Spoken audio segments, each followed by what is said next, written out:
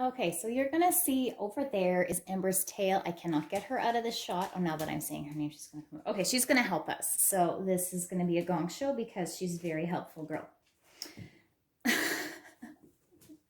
Here, why don't you go outside for a few minutes?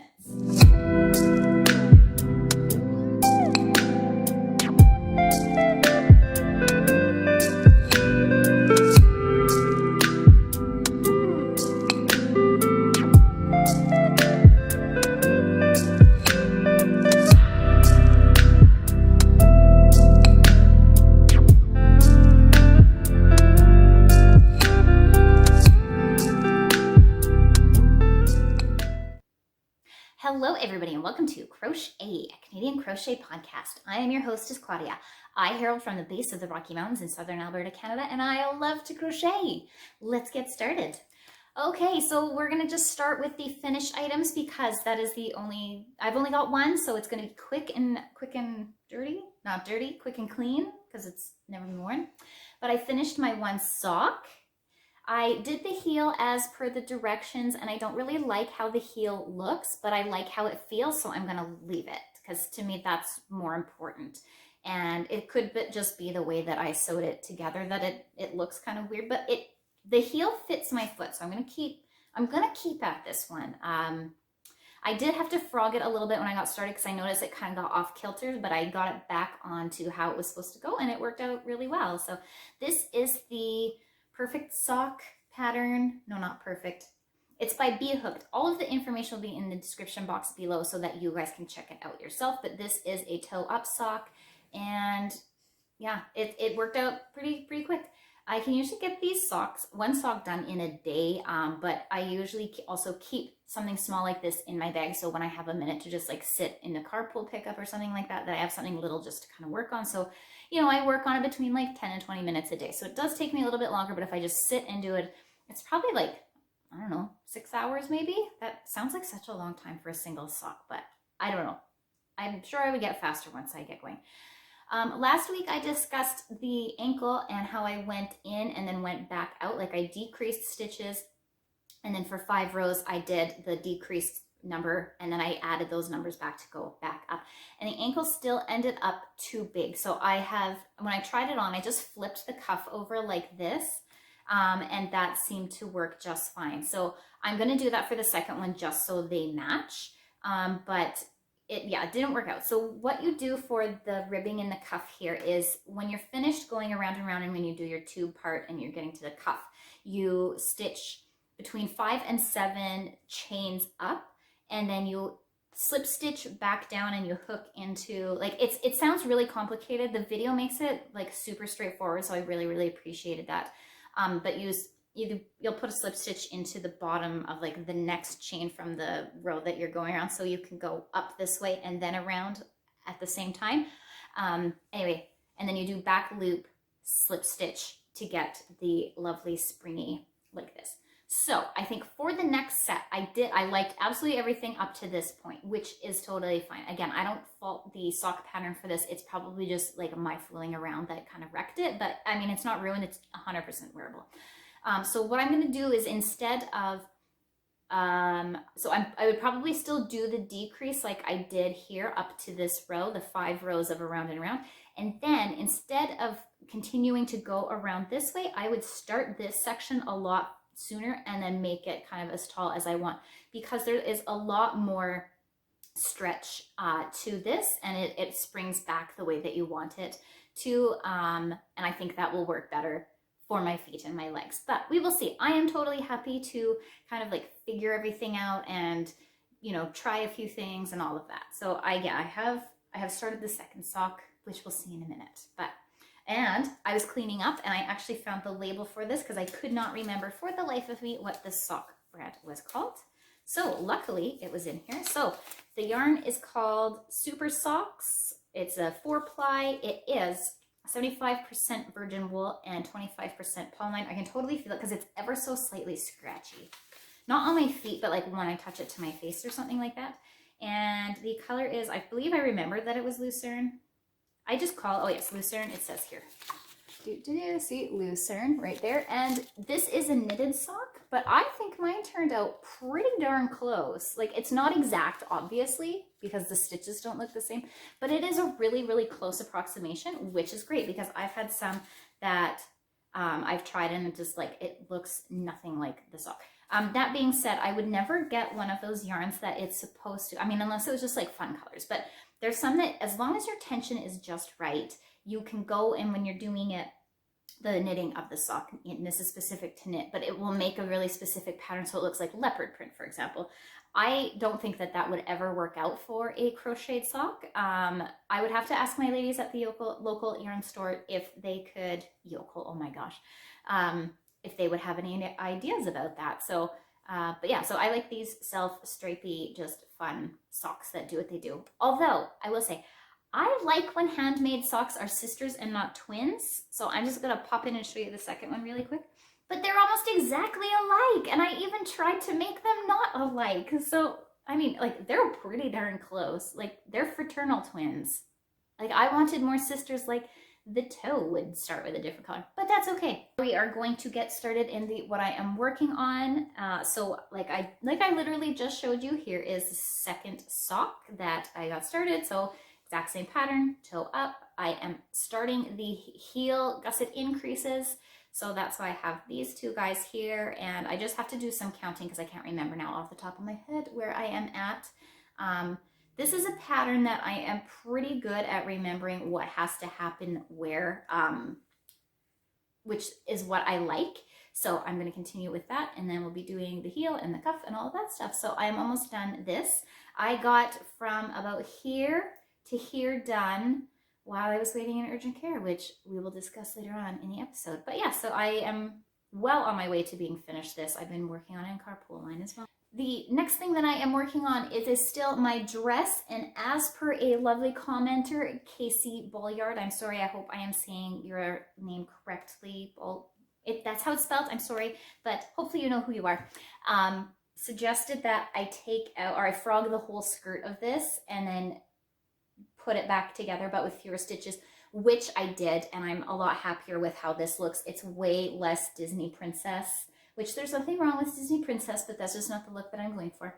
And yeah, I like it a lot better. It's still going to have the shape that I like, but without so much fabric by the end. I also decided to switch up the skirt stitch. So before I was just doing regular double crochets, but I decided to do one of those herringbone double crochets, and I actually kind of like that better because it's not that like the double crochet went too well with this. It was just like, you know, it's just like seeing more of the same. So I like that this is a little bit different. So yeah, it's coming on. So yeah, I frogged the whole thing, the skirt that I had, and I just started it over again, and I added one less stitch per cluster here because I was doing one double crochet in the top of each cluster, and then in the spaces between I was putting 3 double crochets. So instead of that I put 2. So it's, yeah, you can still see like it's still got lots of width to it, and it's going to be perfectly fine. I think I was really worried that when I got down lower that it was, my legs were going to be like this in the skirt, which I don't like. And I understand that the mermaid style, that skirt style, lots of people really like, but that's not what I was going for. So it is not happening like that. Also, I pulled out some of my yarn here at the back because I was trying something, but I'm going to have to stitch those back together, but that can be done at the end. I am not worried about it. But yeah, so I'm going to put a stitch marker in where I have, here, put stitch marker in so that we can see how much progress I've made since this time, next time. So yeah, there's that. And finally, the last thing that I've been working on is my Waffle color block blanket. I was here the last time that we chatted, so I have made this much progress in a week. I have been working on it while watching The Night Stalker and all kinds of creepy things, which is great, I guess. But yeah, so I have made it there, so I will move my stitch markers so that we can check my progress next time. So I am happy that actually I made this much progress. I was kind of hoping to do more, but that's okay because, yeah, I've made more progress than I thought, than I realized I was going to make, but I did want to make more. All of that being said, I'm not disappointed with how this has gone. So yeah, I'm working on I think this color is actually called Erin, and I found a second ball of it. So I am working on, this is actually the second ball. I found the third ball. That's what I meant to say. So I will be adding this one in, then I have another ball, and then we will be switching to gray will be the next set of colors. I do have a yarn purchase for this week, and it's kind of a funny one. So I was at the dollar store and I forgot exactly what I was looking for, but I decided to go down the craft aisle and look at the yarn and see what they had. And lo and behold, they had this fingering weight yarn that the camera is not picking it up, but it is like, it's like a light gray, like a blue gray, a light sort of, I'd say like brass, a very light brass, and then a light cream color that it switches color really, really quickly. So this is the label, and the dollar store yarn always makes me laugh. So it is Crafter Squares. It says knitting yarn, and I don't know why it says that. So it's polyester and polyamide. No, sorry, acrylic and polyamide. I can read. 30 grams, 1 ounce. Oh man, I'm not doing this very well. So I had no idea how long this was. There's also nothing on the back that says anything about length or anything like that. So I ended up buying 6 balls of this, and I wound it into this cake. And this is what I'm going to work on with the muscle burl hat crochet style that I would like to make. So I have chosen my yarn. I like this. I think it'll be fun. It'll have some color interest. It might do some pooling. I don't know. I haven't really got started on that a whole lot, other than I know what stitch I'm going to use with it. So yeah, so that is my yarn purchase. It is like, it's, I guess, what you would consider to be regular like dollar store yarn. So this was from Dollar Tree. So each of the balls is $1.50 in Canada, which is still, it's pretty good, because I think you could probably get 1 sock out of, like, as long as it was a shorty sock. Yeah, like roughly. I felt like it went a good distance. I don't know how many meters are in here, but still, like, it feels good for the price point, all of that stuff. I have not crocheted with Dollar Tree brand yarn before. I have used Dollarama yarn before. So I will let you know how this goes when I get to it, but I don't have any plans to get to it quite yet. But all that being said, I actually really liked the color. It came in some other colors as well. There was one that was more brown and like kind of like, or like coppery brown, like a red brown, and one that was gray, but still like the variated colors like this. So yeah, like if I end up enjoying this and I get through some other stuff, I might go back and buy some more, and hopefully it's one that they carry for a little while, because yeah, like I love a good fingering weight yarn. It's great. Okay, so I alluded to this last week and never touched on it, which is pretty typical, but I have checked my notes to see what is going on here, and I will be referring to them here in a few minutes. So I would like to return to the purchasing no yarn thing that I was talking about. So I know that lots of people say that, oh yeah, I'm not going to buy any yarn this year. And I said last week, yeah, like I definitely am not subscribing to that, because when I was talking about my top 9 projects that I would really like to get to this year, I'm going to have to buy yarn for those. There's just no way around it. So I know that I'm going to buy yarn, but what I would like to do is I would really like to use up a lot of my stash as well. So I'm going to show you the stash here. We have to change camera angles, all of that fun stuff, and then we'll go through it. All right, I just put Amber out because she was being the most helpful girl in the world. Haha, LOL. So we're going to go through this now a little bit. I have laid out all of my yarns that are not attached to a project, except, this is a little bit awkward here, that guy right there, because that one is in hibernation and it's really small and it folds up and it just goes where it goes. So I tried to organize these as much as I could, sort of by yarn type-ish, in terms of weight. So over here, we'll start over here. So this thing here, this is attached. It's not really a project. I bought this for something that didn't end up working. I don't really like this yarn all that much to use, so I don't know what I'm going to do with the skein with it. Maybe I will make my daughter some big foofy mittens or something like that, but I don't have a plan for at all.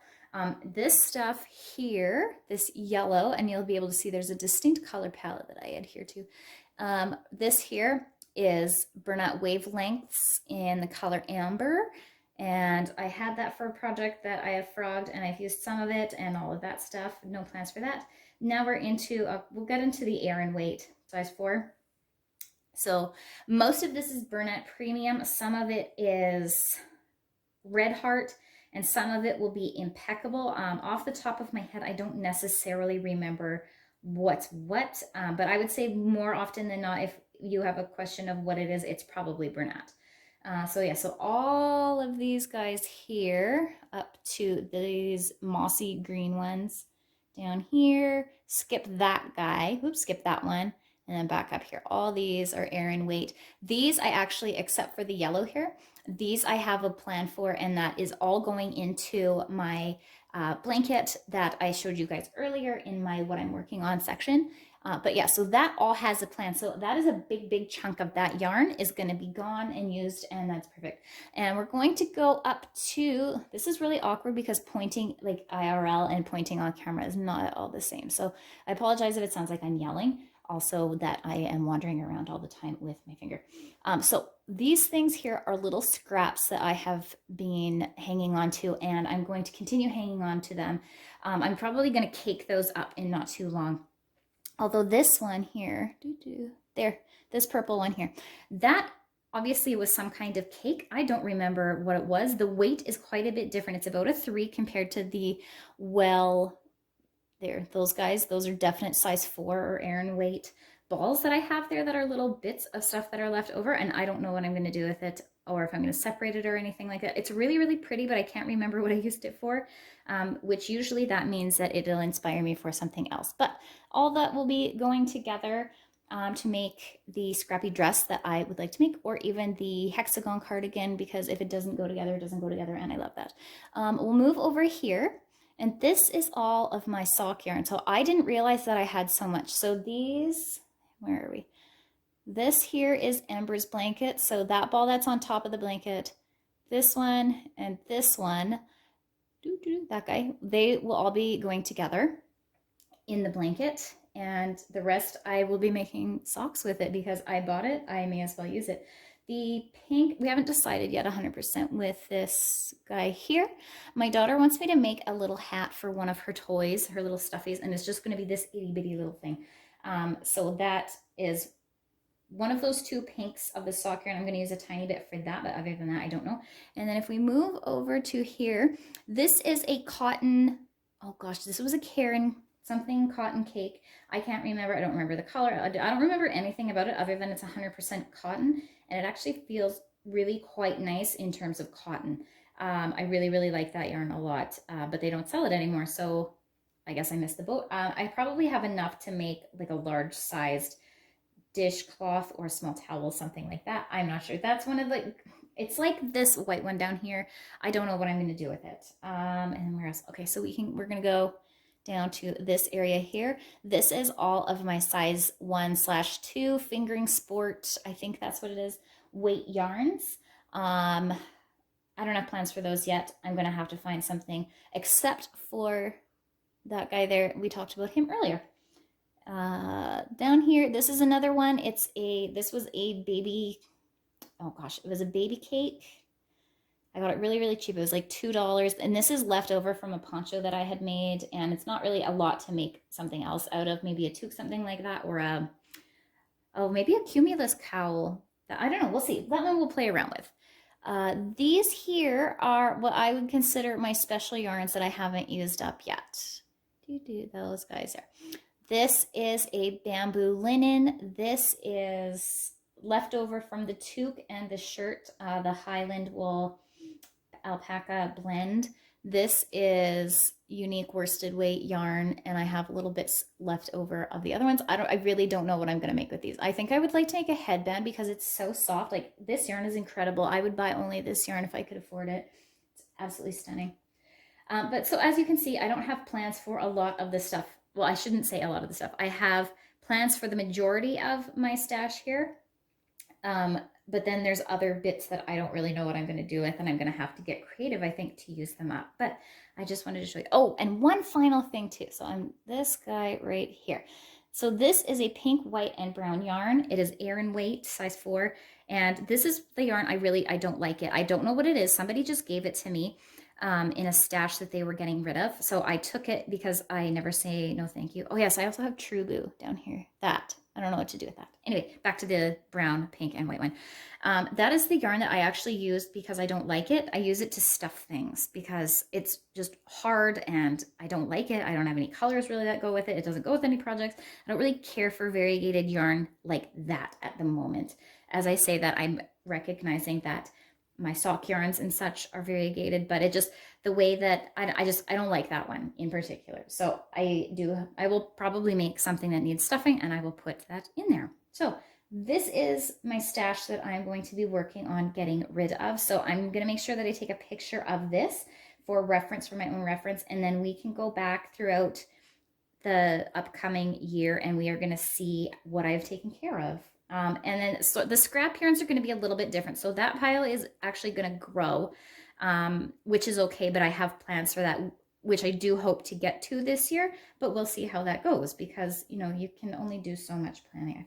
All right, so it does not seem like a lot of yarn. I absolutely know that, and I'm not saying that I have a lot of yarn, but a lot of the yarn I have had kind of just sitting around doing nothing, and I have plans for most of it, like I said, but you know, I don't. So I'm going to let you guys know how much I have of the different weights. So let's get at that. So I have just like my miscellaneous stash of scrappies, and I didn't say that there is a number of scrappies, but there is a pile of scrappies. And what I'm going to do specifically with the scraps is I'm not going to cake them while like every single time I get a scrap, is I have a bag specifically for my scraps. So I'm going to put anything that's, you know, longer than that in the scrap bag, and then I'll make a cake to however many it ends up being when the bag is full. So, you know, that might take a while, that might not take a while, I don't know exactly, but that's how I'm going to keep the scraps. So I have a pile of scraps, which I know the pile will grow, but it's not going to be that many meters of that. I have 5 balls of size 1 yarn, which is fingering weight. It's really hard for me to remember. So I'll put the conversions in the description box below because I'm used to numbers, not the words. So we're going to go with that. Size 3, I don't have any size 2. I have 6 balls of size 3. Size 4, which is the blanket, the waffle blanket. I have 34 balls of that fit that weight requirement. I have 4 balls of size 5, which is the burnout wavelengths yarn. Size 6 is 1, and maybe it's a 7. No, I would say that one is definitely a 6. It's a big 6 though. And other is 1, and there is sort of a orangish cotton yarn that I was talking about earlier. That is the other yarn. And I have 11 balls of sock yarn currently, including the one that I am working on with my Lucerne socks. So altogether, that is 62 balls of yarn of varying sizes, plus my bag of scraps. So I would love to get through those things. Obviously, a lot of it is going to be taken care of with the blanket here. I'm pointing here because it's currently laying down right here. A lot of the yarn is going to be used up in that. So the other stuff that and also the socks will be, I'm going to make socks out of the sock yarn. That's what I'm trying to say. And then that brown, black, Atlantic City, I think is called. That one is still, it's a hibernating project. It's Ember's blanket. So that's what that is going to go to. Again, no date, no time that I have to actually have that done, but that is my plans to get that stuff sorted out. Oh gosh, this year, if I can use up. Oh man, I'm gonna have a lot of car projects to do. Also, I love socks for camping because it's just so easy, and if they smell like campfire, who cares? They just go in the wash. But the things that I'll be struggling with is the very lightweight fingering yarn, because yes, while I wanted to make a fingering weight yarn cardigan for my husband, those colors do not look good on him, and he's not going to wear it. And if I make it out of that and he doesn't want to wear it, what's the point of making? Oh, puppy's coughing. So I'm going to have to find something with that. If my muscle burl hat goes well with the fingering yarn that I have planned to do it, maybe I will just make other ones and there'll be spare ones to have, or ones that I give away or something like that. But that's what I would like. And there's also 2 cakes that I have that are leftovers from other things that I don't know what I'm going to make with them at all. I also have 1 ball of, I believe it's Lion brand, True Blue yarn. It's the very, very bright, soft white. That I really don't know what I'm going to make either. I don't know if there is enough to make a pair of socks out of that, but that's really all I could think of to make with that. Alternately, I could make a headband or something like that. But again, like I'm not 100% sure. So what my plans are is to definitely get through this stuff that I know that I have a plan to get sorted out right away. So that is the size 4 yarn and the sock yarn. Those two I have definite plans to deal with those and get them sorted out and all of that. So they're in their own basket. And then I have 2 other baskets that it's like, I don't know what I'm going to do with this yarn. Also, I don't know what I'm going to do with that yarn with that really, really thick stuff. It's one big ball of something. So I don't know. Maybe I'll make a stuffed animal for the dogs or something. They love stuffies. They love ripping stuff. So I don't know. We'll see. I have a lot more. I don't know what I'm going to do with this than I thought. But I am usually pretty creative, so I bet I'll be able to figure out something to do with them. But I would love to hear your suggestions if you have any ideas to do with the fingering weight size 1. Is that it? I don't know. The really like thin stuff that's like sock size, like that's not sock yarn, because it definitely is not going to stand up to that because it is, gosh, what is the content? It's like cotton and something else. I can't remember it. It's not designed for socks. It's just not going to last. So I know that for sure. But yes, what would you make with the itty bitty yarn that you've got 3+ skeins of? And life things that are going on. So I alluded to earlier, but I had to take my son to urgent care. Gosh, what was it? I think Friday night last week, because his ears have been hurting him so bad and they're ringing. And he was saying that he felt really, really dizzy and he was having trouble sleeping because his like center of gravity was way off and it was really, really bothering him. So I took him to urgent care to get that looked after because I was actually really worried he had an ear infection, because when he was little, he was about 3, so like 10 years ago, he had an ear infection and he wasn't complaining about his ear. So I had no idea that he was that sick, but his ear actually ruptured. So ever since then, I've been really, really worried that he's going to have another ear infection, that his eardrum's going to rupture again.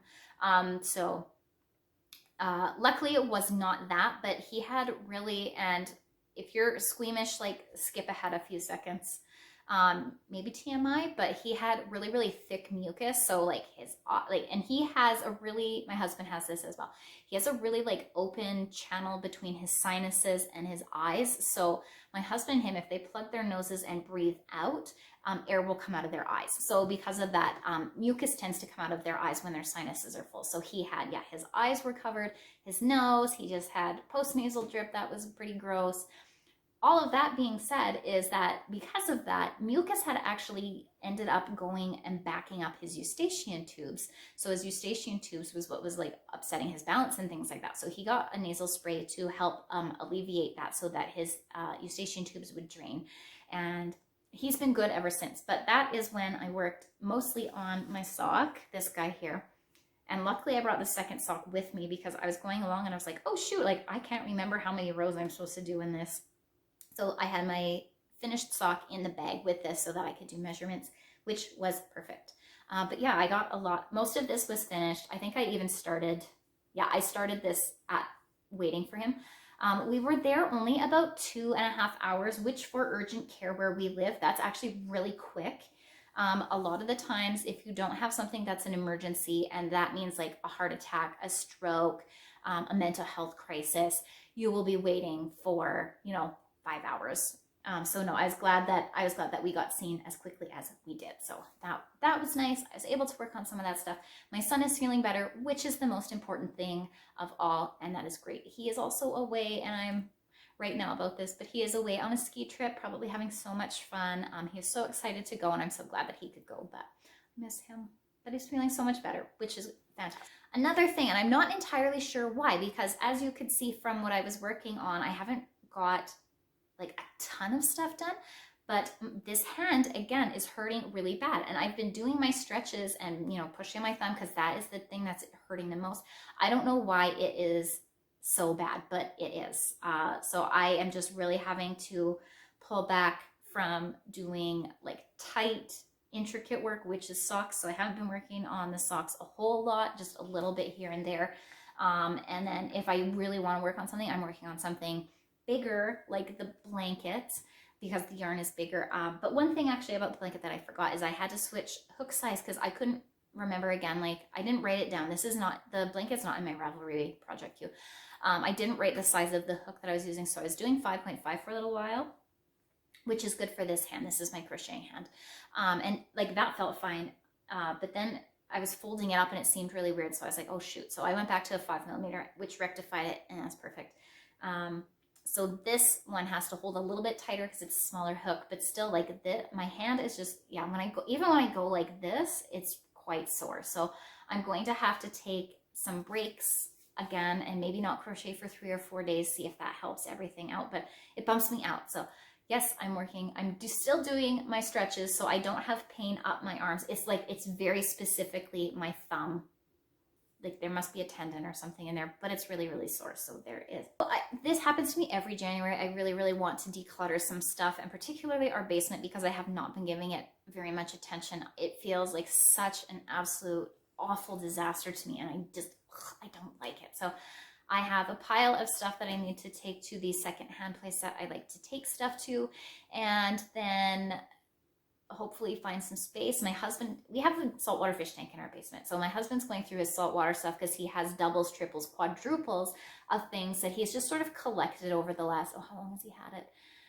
Well, we've had saltwater tank for about 10 years now. So people will just say, oh, hey, like, I don't need this anymore. Or he'll get something and someone just like throws something else in there, you know, like kind of as a freebie. So we have like a lot of lighting bits and bobs and just like weird fish tank stuff that there's no reason to have 2 or 3 of them. So he's picked his favorite or the best of whatever that is, and he's slowly going through that, which is very, very difficult for him because I call him a hoarder, and his, like, the way that he keeps things is very, very triggering for me. Like, it really exacerbates like my anxiety. Like, clutter and hoarding is like, honest to goodness, like one of my biggest fears. Anyway, the way he keeps things is very triggering for me. So what's triggering for him is when I get rid of things, because he's always worried that we're going to need something if we get rid of it. And I think that's only happens like maybe twice. And, you know, if that happens, like I've borrowed something or I've just purchased a better version of the thing that we had. Because usually I get rid of stuff because A, I didn't use it, and B, it's not very good quality. So, you know, but yeah, that very rarely happens. So it's triggering for him when I throw stuff out. But watching him go through his emotional, like, not baggage, he's just like emotionally attached to everything. I know it's very difficult for him, but I'm also really, really proud of him because I understand how difficult it is for him to do that. But also for him to get to that place shows that he has had incredible growth with obtaining things. So I would love it if he could keep going with his decluttering of his things. So all of that to be said, I would love to get rid of some more things. I do not touch the things that are not mine unless it's some of the kids' things, because they have kept some stuff that's broken, and I will go through and I look very specifically for broken things. I don't look for, like, if there's one doll shoe, I will keep that with my daughter's doll stuff. I have a bag that I put it in so that we always have that stuff. And, you know, if it ends up, you know, 3 years down the line, she's like, I've never found this shoe, which has happened, then she's fine to get rid of it. But I always keep that kind of stuff. But yeah, like actual broken toys that don't work, and not that don't need, that they just need batteries replaced, like genuine, like cracked, broken, leaking, anything like that gets tossed. Luckily, because the kids are big, that is happening less and less frequently, and it's more of like Lego pieces that the dog has chewed up that we have to say goodbye to. But we have literal kilograms of Lego, so there's no shortage there. That is, yeah, so that is sort of my plan, not for next week. I don't know. I would just like to get a bunch of that done this month. I would say by the 31st. I guess that's like in 2 weeks. So by the 31st, I would like to have a first trip to the secondhand place sorted out and recycle anything I can recycle and trash things that need to be garbage and all of that stuff. So that is kind of my plan for the next couple of weeks and all of that fun stuff. And the final thing that I'm really hesitant to like start telling people these things, but I'm going to do it just so I can be accountable, because I don't like to be accountable to people. That's something I came to realize last year during COVID, is I don't want to be accountable, but hey, sometimes we gotta be. Okay, so I would really like to run a marathon before I turn 40. So I turn 40 in October of 2024. So I would love to start training for that now. And a lot of articles that I have read say that even someone who is like from the couch can run a marathon probably in 6 months worth of training. That is not my goal. I would like to probably run a marathon, I would say by August 2024, because then I'll have lots of time to train, make sure everything is good, all of that stuff. So I have a marathon that I have picked out, and actually I think it runs in September. I can't remember now. I'll have to check the date, but it's the Calgary Marathon. It's a 26.6 mile, like pretty standard run around the city run. That was recommended to me by a coworker because they are a distance runner, and they said that it's really nice. The people that put it on are nice. It's fun. It's good. It's well marked out. It's really good for somebody who's never run a marathon before, which me. I've done lots of running before, but not a marathon. So I always said, which is so funny, which I have learned now not to do this, but I have said so many times, I'm never going to do insert thing. And then I'm like, actually, I want to do that. So running is one of those things. So I have been walking a lot on the treadmill or outside just to like get into the practice of doing that, because it's been a long time since I have run, and I don't really know where my cardiovascular level is at. I feel like my muscles remember a lot better like what it feels like to run and how good that feels, but like my heart is just like the muscle is not there, and you know, I have like atrophy because I have a desk jockey type job, all of that stuff. So yeah, like, so there, that is my plan. That's like my really long-term plan that I'm letting you all know, because yeah. And don't worry, this is not going to become a running channel. I'm just for like life news sake, that's why I'm telling you. But I'm not going to talk about running here. This is not going to be kind of a running vlog. There's not going to be any running on this channel other than me just being like, hey, I did X number of K today. That's all. That would be the extent of it. So that's that. Thank you so much for joining me today. I am so glad that you decided to spend a few minutes with me today, and I hope the rest of your time, whenever you're watching this, goes well. The rest of your week, day, month, whatever you would like. You are really, really special to me. I am so thankful for each and every one of you who happen to spend some time with me, and I am so grateful for all of you. If you haven't done already, make sure you give this a like, a subscribe, and hit the bell to get notified of the next time that I upload an episode, and I will see you all next time. Bye!